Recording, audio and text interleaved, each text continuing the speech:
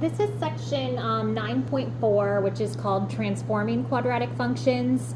Again, I'm going to do the best I can without having graph paper. These are not going to look great. You may be better off finding a video where they have like graph paper and just Googling again like transforming functions. But this will just give you the rough idea. You've got y equals x squared. That is your parent function. It is the simplest form of the function. So you're going to have, when it's y equals x squared, it looks like this. It goes through the origin, like your 0, 0 is going to be your vertex. And it's just the standard parabola shape. When you have something in front of that x squared, it's going to transform this shape in various ways, depending on what that number is that's in front. If that number for A is a positive number, so if A is greater than 0, because we know A can never equal 0, or it wouldn't be a quadratic function. So if A is bigger than 0, it's always going to have this upward shape. If A is less than 0, meaning it has a negative, it's going to have that downward shape. So if it's just a matter of putting a negative sign in front, they just consider that to be a reflection, meaning it's just facing the other way. The other thing they're going to talk about with the A value is if the A value is, I'm going to word this simplistically, not necessarily mathematically correct. If the A value is like a big number, or the absolute value of A is a big number, then what you're going to have is a skinnier parabola. So if you have something like y equals 4x squared, that's going to be a parabola that's skinny. If you have something like 6x squared, that's going to be even skinnier than this. So the larger this number, the skinnier this is. Now, the reason I had to like kind of correct myself there is because it actually doesn't matter if this number is positive or negative as far as skinniness goes. If this was a negative 6x, it would still be really skinny. It's just that now it's going to be upside down. So it would look like a real skinny like that.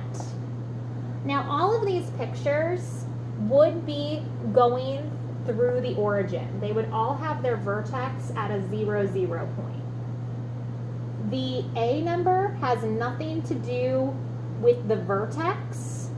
It just has to do with the direction it's facing and whether or not it's skinny or fat. If you have a fractional number, so say this A value is 1/2 x squared, so you have something like this, then your parabola is going to be wider. And the smaller the fraction, or this, not including like negatives just flip it. So if you have like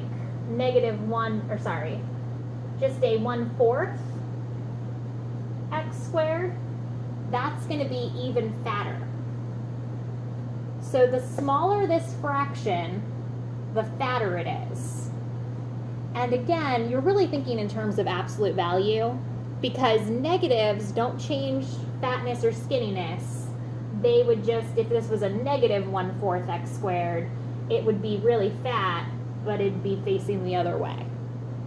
So that's what your A can do. Now you can also shift this vertex point. So if you have a graph,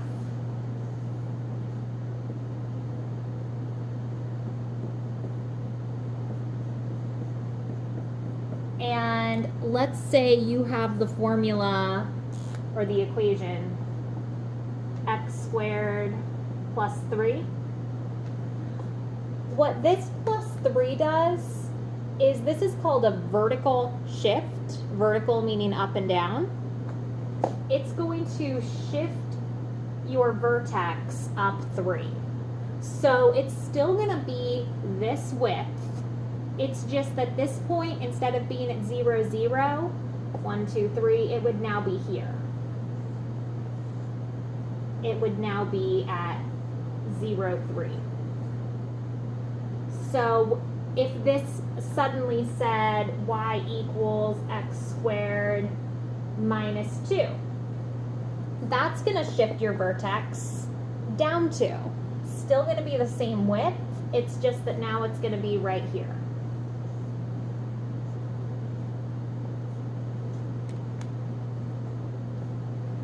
So anytime you have something after the x squared that's being either added or subtracted, that is going to shift your parabola up and down.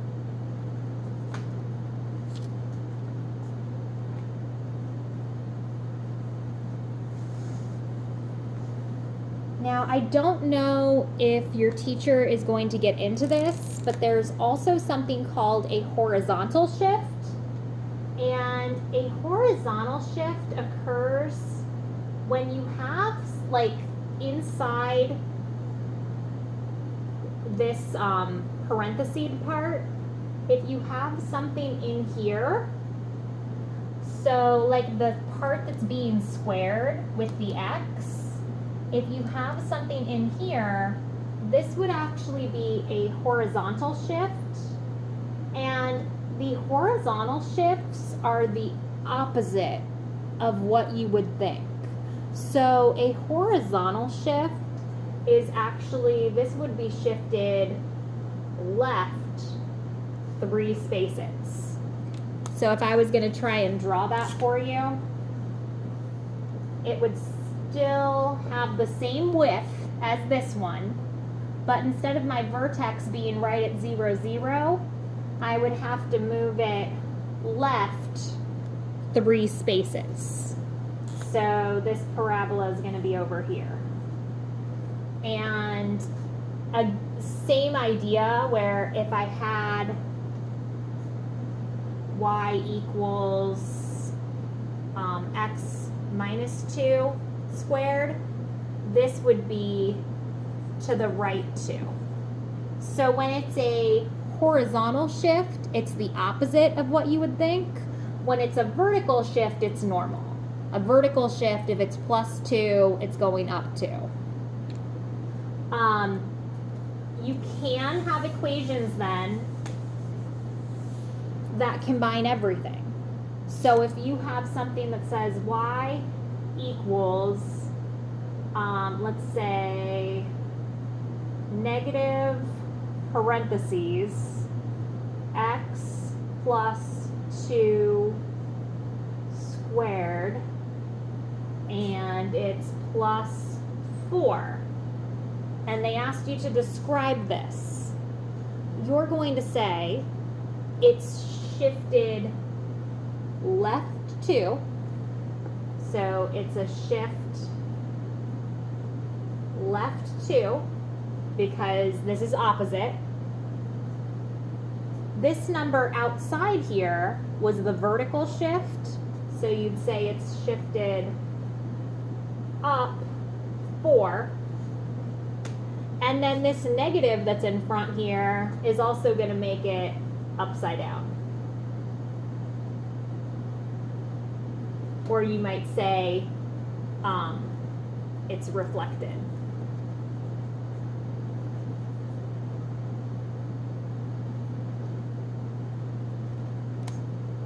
So anything that's out here is moving up and down. Anything inside here is moving left and right, the opposite of what you would expect.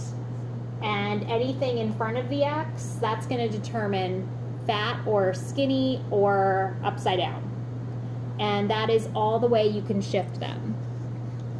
It's also possible your instructor might give you a formula to help with that. Sometimes you'll see where they say y equals a, and then in parentheses they have x minus h squared plus k. Again, they're really just referring to these h and k values as your vertex that's being shifted. So this is the vertex. And I don't want to explain that too much because I'm not even sure that your teacher is going to go into it. She might just have you stick with thinking of it in terms of shifting left, right, up, and down.